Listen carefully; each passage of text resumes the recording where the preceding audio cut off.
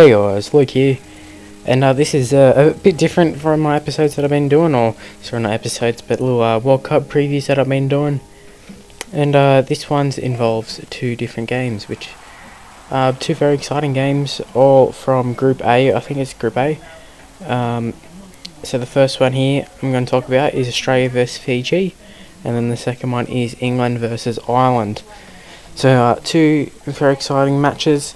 Pretty much, I'd say the Australian and Fiji one is maybe the most exciting thing of the whole tournament, other than obviously the big games like Australia, New Zealand, England, like all that sort of stuff. Apart from those big three sides playing at each other. But yeah, the Fiji side, they versed Ireland first up, and I think they're pretty impressive. I think the Sims boys are ripping very hard for them. I think they'll be very damaging versus Australia.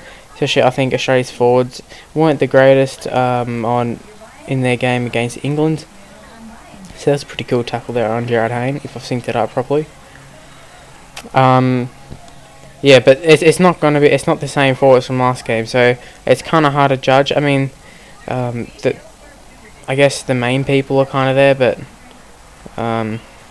if you go through the forward pack for this game, so I'll just find it quickly. I'll just go through the full lineup for Australia. So fullback, you got Greg Inglis. On the wings, you got Gerard Hayne and Darius Boyd. Centers, Josh Morris and Michael Jennings. Halves, Jonathan Thurston and Daly Cherry Evans. The props are Matt Scott and James Tamu, with the hooker Cameron Smith, who's also the captain. Back row is Luke Lewis, Josh Papali and Nate Miles. And on the bench, you've got Boyd Cordner, Robbie Farrell, Andrew Feeder, Paul Gallen, Cooper Cronk and Corey Parker. I have two people to drop off.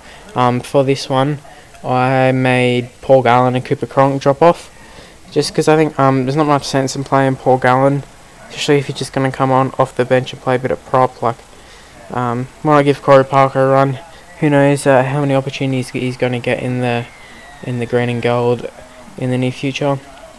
And while he's in form, let him play. Same as like Boyd Cordner and all of them, give them a go while they're in form, because you never know when they're going to get another shot. So in that forward pack, Matt Scott and James Tamu are the same props. I think they'll need to step up dramatically. Matt Scott was okay, I guess, but and James Tamu, I don't know. I have this feeling that James Tamu is a bit overrated. Whenever I see him play, that's just always my thoughts. And that guy is really not that good. Apart from like the State of Origin or something, one of the games he played pretty good in 2012, I think it was something like that.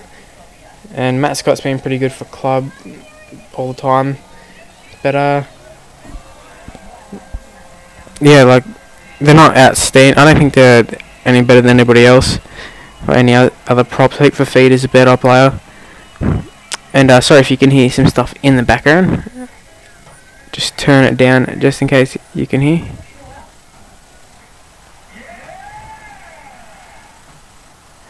So yep, got that done.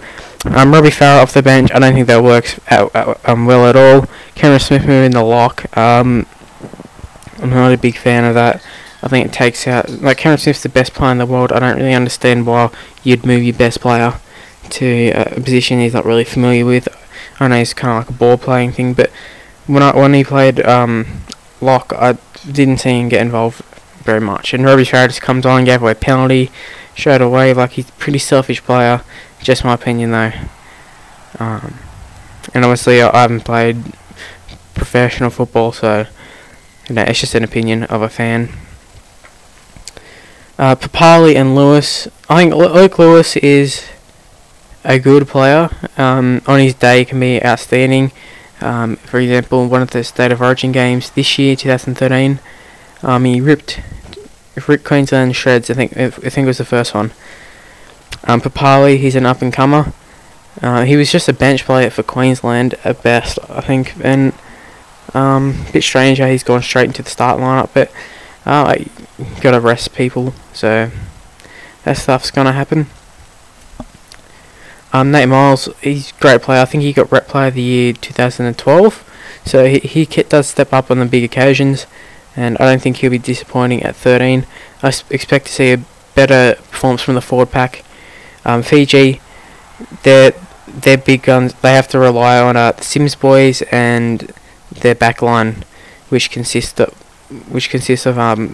this is just like there's no proper lineup that they've named of who's playing where, but Korobidi and Uwate is kind of like Uwate and Uwate Jr. And then I think Darren Millard might get a go in the centres, former Bulldogs player, pretty solid player.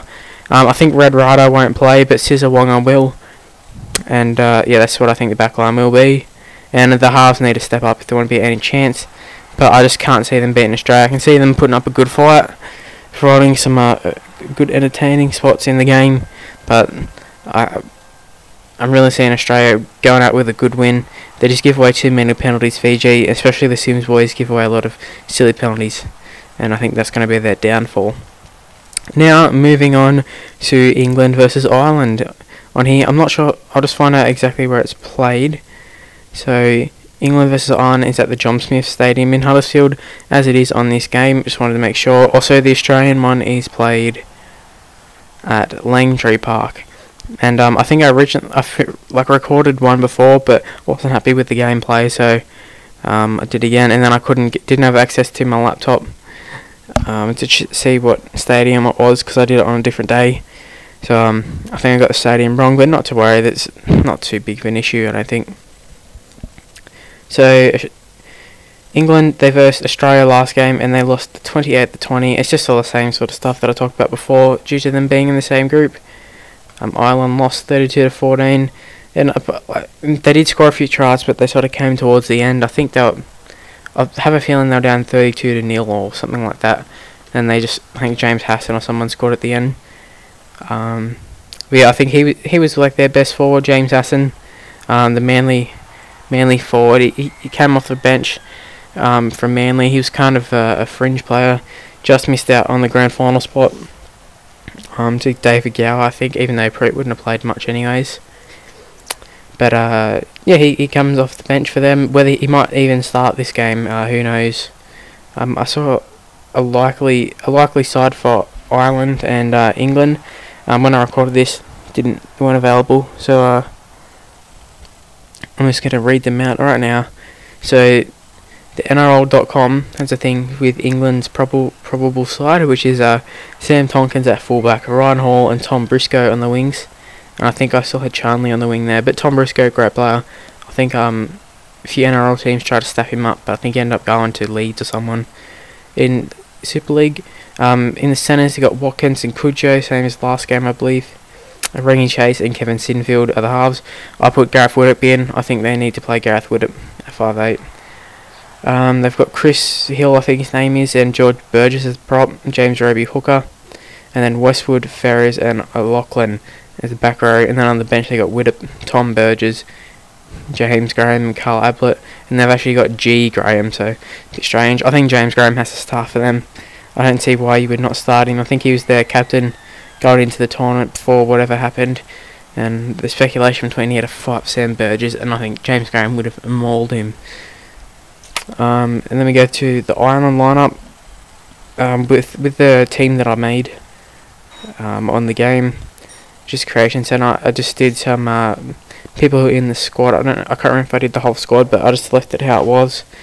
So it's not going to be the accurate lineup. But then again, England isn't an accurate lineup either. But for Ireland, you got Mandika from Warrington at fullback. Then on the wings, you got Blanche and Richards. In centres, you got Littler and Paharangi. The halves are Curry and Finn. The props are Brett White and Malali. And the hookers, Rory Costigan from Cowboys. I think he started at hooker and then moved into lock or something before having a spell, but he played pretty well in the game from what I remember. And then the back row is Finnegan, Allen and McCarthy. And the subs, they reckon, will be Bestwick, Ambler, Haggerty and Hassan. And the referee is Alibert from France. And I think England, although they played pretty well against Australia, like Australia were off big time, like they were not on something, and they gave up a huge lead. So England gave up a huge lead. So hard to get a reading on that game just because of how poor Australia were in the first half, and yet they came out on top in that first half and also second half.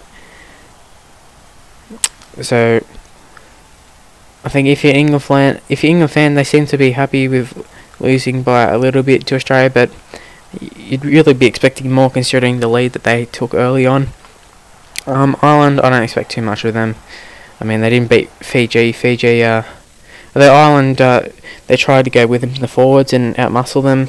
Just the NRL experience in Fiji really paid off.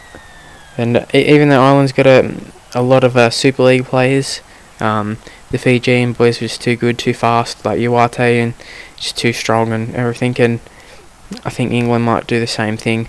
Not as fast and strong as what Fiji are, but they're just an all-round better team, I think, than Fiji. So it's getting towards the end of the video. I hope you enjoyed it. Hopefully there wasn't too much background noise towards the start of the video. If there was, I'm sorry for that. But let's come to the end of the episode. Give it a like, or like, thumbs up, whatever. And subscribe to my channel for more of this sort of stuff, as well as career modes with Rugby League Live 2 and a Rugby League Manager playthrough with the Warriors. Alright, see you for the next game. Bye.